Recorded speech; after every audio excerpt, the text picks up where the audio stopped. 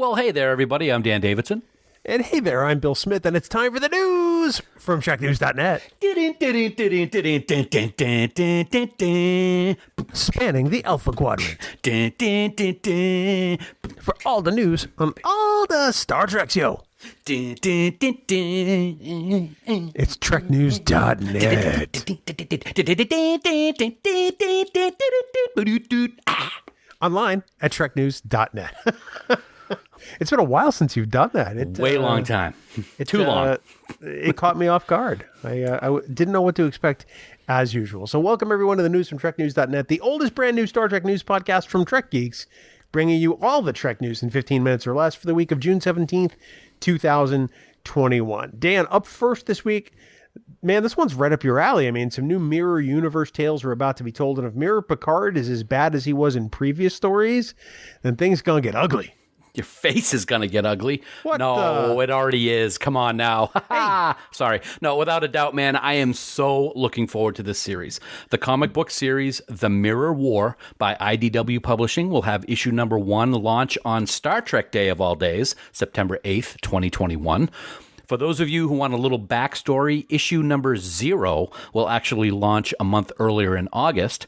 Now, our good friend and fellow Trek Geeks podcast network host Shashank Avaru says that this story, quote, follows Mirror Picard as he's summoned to Earth to face the wrath of his emperor, deftly weaving threads from past Mirror Universe tales in a way entertaining to newcomers and the initiated alike, end quote. Now, this new Mirror Universe story will consist of 9 issues of the Mirror War, along with 4 interspersed tie-in specials, each highlighting a different member of the Next Generation cast. And I gotta say, I'm looking forward to Shashank's reviews all the time over at TrekNews.net, buddy. Oh, likewise. You know, I have a love-hate relationship with the Mirror Universe. There are times where I want to stick it in an agonizer booth. Because I feel like we go to the well too often. But I think that comics are probably the best extension of that right now. Because, I mean, there have been a lot of novels. There have been a lot of episodes of television now at this point. Mm-hmm. I think that they can really take some chances and do some different things in comics.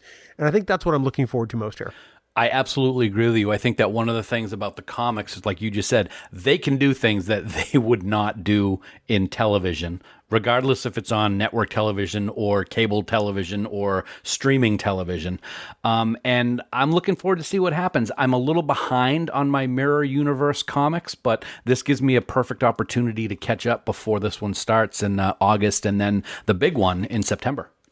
Well, it's a good thing there are a lot of pictures because you can't read too good. Right. Moving on, Dan, it's no secret that you and I thought that Season 3 of Star Trek Discovery was just absolutely fantastic. And soon we can watch it and lots of special features on DVD and Blu-ray. Yeah, we sure can, my friend. That's because Star Trek Discovery Season 3 will be released on DVD, Blu-ray, and Steelbook on July 20th. Now, in addition to all 13 episodes from Season 3, there's going to be over 2 hours of special features, including deleted scenes, behind-the-scenes featurettes, cast interviews, and always one of my favorites, gag reels. Now, one feature I'm really looking forward to is called Kenneth Mitchell to Boldly Go, and according to TrekNews.net, the description alone is emotional, and it says, traditionally the man behind the mask in Discovery, Kenneth Mitchell is unveiled as Aurelio in the 3rd season. Featuring cast and crew interviews, this emotional and intimate look touches on Kenneth's life with ALS. Discussed on camera for the first time, the featurette highlights how Kenneth's wheelchair was included for his on-screen character, his own take on the various roles he's played in Discovery, and what those roles mean to the show. That featurette alone is going to be worth the quatloos for this special DVD set. You know, it really is. I have a feeling that I'm going to watch it and need a box of tissues. There is no disputing or denying how courageous Ken Mitchell is. This fandom loves him, and I hope that he feels it every single day. I absolutely agree, and by the things that we've seen on the cruises and different interviews he's had, he certainly does appreciate it, and it just makes us appreciate him all that much more. You know, also this week, Dan, there is a lot, and I do stress, a lot of Star Trek currently being worked on. And it's truly amazing and maybe even a tad overwhelming at how much new material is coming our way. It really is. You know, I've said it before and I'm going to continue to say it. There has never been a better time to be a Star Trek fan with everything going on. Currently, right now, the following is happening in our favorite universe. Episode 8 of Strange New Worlds is being filmed as several directors and writers have posted on social media about their experiences on set of the newest show. Can't wait for that. Picard Season 2 episodes continue to be worked on, and Q himself, the one and only John Delancey, has been having a blast with returning to the role and has been posting updates on Cameo about his time on set for his 6-episode appearance. An executive producer and co-showrunner Terry Matalas recently posted an image of Delancey sitting in a captain's chair in Matalas's office, which is very cool, and I recommend everybody check it out. Also, Discovery Season 4 is deep into production. Co-showrunner Michelle Paradise recently stated, quote, "I don't want to give away how far along we were in shooting. Our finale is written. We're in the midst of shooting things. We're in the midst of editing things. We have some cuts that are picture locked. We're doing VFX. A lot of things are coming together, and we're pretty excited about how it's all shaping up," end quote. And we also got to see the trailer not too long ago, I believe on First Contact Day it was, and it looks like Season 4 will be quite entertaining to say the least. And of course, there's this thing called Star Trek Prodigy, but I'm going to hold off on that for the time being, pal. That's a really great idea, Dan, because that brings us to the biggest thing of the week. Now, this is the story that piques our interest the most. And this week, as you teased mere seconds ago, that honor for the moment goes to Star Trek Prodigy, which had some huge news this week. Huge news and unexpected. I wasn't expecting to see this in all my social media feeds. We finally have names and voices of all the characters in the upcoming animated series. And by some of the still images we've seen, the animation for Prodigy is going to be simply astounding. Rock Tak is an 8-year-old girl from Picard and she's a bit shy, but not when it comes to her love for animals. She will be voiced by Riley Alizraki, who is the daughter of prolific voice actor Carlos Alizraki.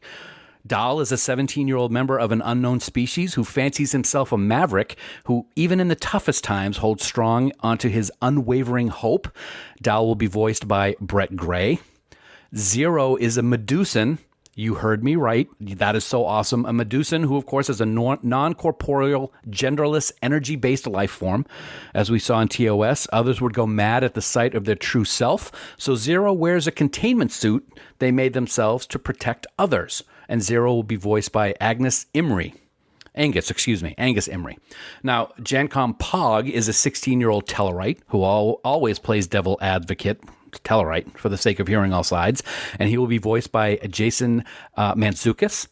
Gwyn is a 17-year-old Vau Nakat who was raised on her family's bleak mining planet and grew up dreaming of exploring the stars, and she will be voiced by Ella Purnell.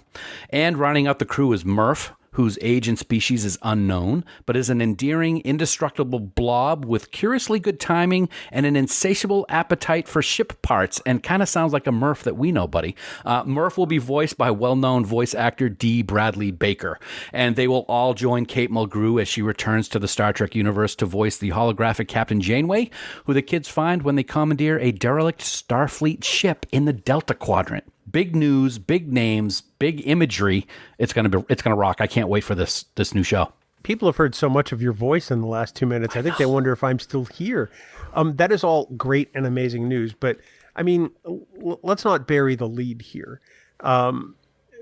Veteran, legendary voice actor D. Bradley Baker is involved in Star Trek after having been involved in Star Wars for so dang long. And of course, right now, on Star Wars The Bad Batch, he is the voice of every single clone in every single episode. He's playing 5 or 6 characters in every episode. And that's just, this guy is an amazing talent.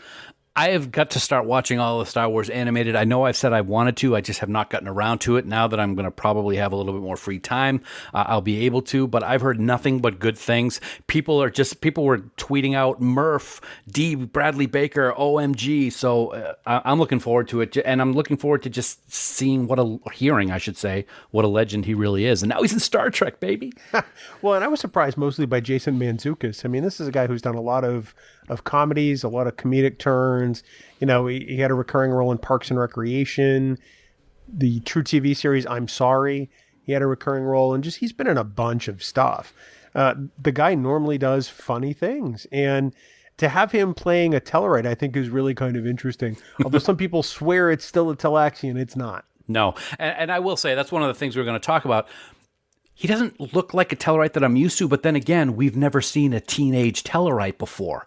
He's got a lot of features that our friend Aaron Harvey showed that prove him to be a Tellarite, like his hooves and his tusks and stuff like that. But we've always seen Tellarites with the full beards and everything like that. So, yeah, he's a Tellarite, not a Talaxian. Well, Sorry. he's a kid. I mean, it's really interesting. People saying, well, how did he get all the way in the Delta Quadrant? Well, we don't know. That's going to be part of the story, right? That's right. How do we know that his family or maybe a ship of Tellarites didn't get stranded in the Delta Quadrant by a being like the Caretaker? Right.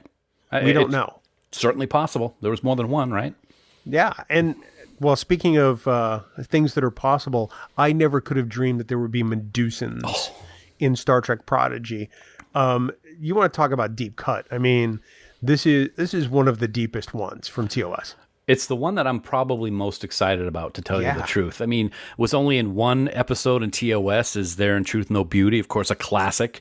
And the fact that they're able to pull something like that out of Star Trek lore and make them a regular character in an ongoing series blows my mind, and just shows you how much of a genius these people are in the writers' room to come up with stuff like this that people like us just like go nuts over. Love it.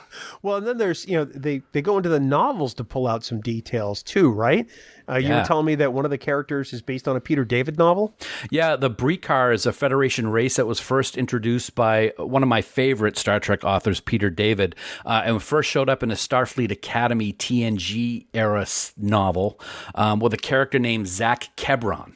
And after that, Kebron was actually featured in Peter David's New Frontiers novel series, which are excellent, and I recommend them to everybody. So, yeah, now we get to say it. Novel stuff is becoming canon. Well, it's all one big universe, and it's great that we get to pull from this tapestry to create art like this. Yep. And also today, as we record this, and you can see these in Camp Kittimer or pretty much anywhere on social media, 4 visual stills from Prodigy were released today. And man, does that animation look so next level. It is amazing. It really does. I love the animation in Lower Decks. It's got its own feel. This is a completely different form of animation, and it looks fantastic. Don't get me wrong, Lower Decks is fantastic as well. But this animation is, you got to think, originally and still, this is going to be a Nickelodeon show. But the amount of work and dedication and detail and animation and famous voice people that they've pulled in to make this series, I said last year that Lower Decks was the best first season of any Star Trek series, and I'm gonna start doubling down that Prodigy might take that crown after we see what happens in this first season. I suspect you're right. Well, you figure Star Wars Rebels and I think Clone Wars were also both on Nickelodeon. So, I mean, those were, at the time, those were big things. I mean, and the animation for those and the stories they told really expanded the Star Wars universe in an amazing way. And it brought new people into the franchise. Right. And that's exactly what Alex Kurtzman's shooting for here. Looking at the animation and looking at some of the talent they have lined up here, they're taking this very seriously. And I have a feeling that this is going to do things for Star Trek that nobody thought possible. Absolutely. It's going to be, I can't wait. I mean, I've been excited for Star Trek series before. I'm on a new level with this one because of the stuff that they've been releasing and the news that we're finally starting to get. The only thing we need now, trailer. Speaking of trailers, if people go on over to the Trek Geeks app on both the Apple App Store and Google Play, you can download the Trek Geeks app where you will hear our continued conversation about the Star Trek Picard series season 2 teaser trailer, which we're going to talk about there. Because that actually might wind up being the biggest thing of the week, which we never planned on. But that's going to do it for all the news from TrekNews.net for the week of June 17th, 2021. Remember, head on over to the app and hear our extended discussion. And for all the news on all the Star Trek CO, please visit our great friends at TrekNews.net. Have a great week, everybody. Live long and prosper. Coconut.